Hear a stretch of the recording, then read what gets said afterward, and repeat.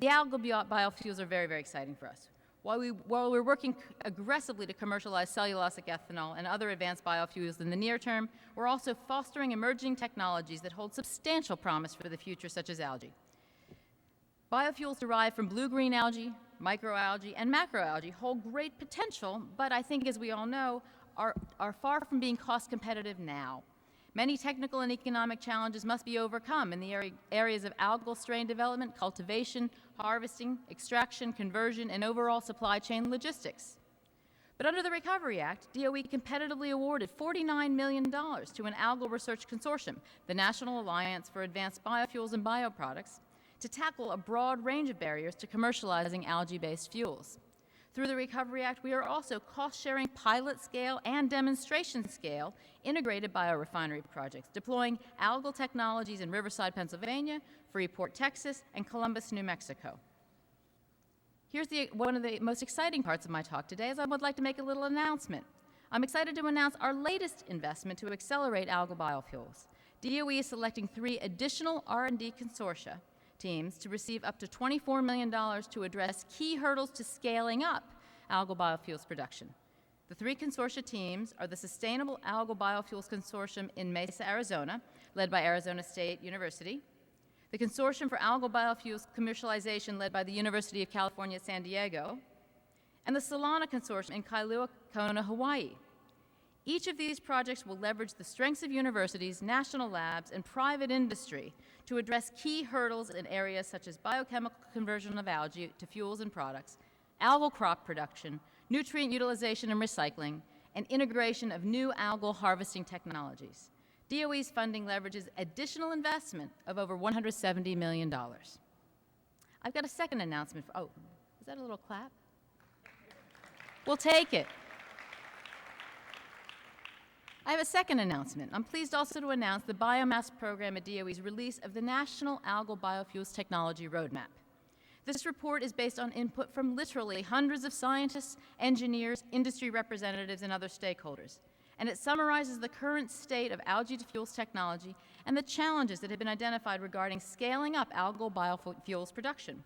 The roadmap looks at 4 main areas: biology, cultivation, fuel recovery, and analysis. But it also discusses specific strategies like cultivation in ponds versus closed bioreactors, and lays out the advances needed for each in order to reach cost-competitive production. The roadmap isn't just meant to lead DOE's program, it's meant to inform the broad, multi-agency and multidisciplinary teams that will tackle aspects of algae technology. This is the first major document on algae fuels produced by the department since 1996. Now, while algae gives us a look at the innovative future, scale-up of today's technology remains a high priority. So let me turn now to section 5 of my talk, deployment. And this is where we'd like to talk a little bit about our integrated biorefineries. Scaling up biofuels production to help meet the nation's renewable fuel standard is one of the Biomass Program's primary goals. It's the continuation of a multi-year commitment to move cellulosic biofuels into the marketplace. Meeting the RFS can only be achieved if we have integrated biorefinery facilities that produce cellulosic and other advanced biofuels in an economical way. We're supporting 27 biorefinery projects at the moment, working at the pilot, demonstration, and commercial scale to find the approaches that will help us meet those goals. Pilot scale to look at integration of technologies, demonstration scale to gather operational data, and commercial scale to demonstrate replicable production techniques. We've committed over $1 billion in government investment with a cost share of at least that amount from industry. Our projects include diverse technologies to produce cellulosic ethanol, renewable gasoline, diesel, jet fuel, and other fuels from a range of feedstocks.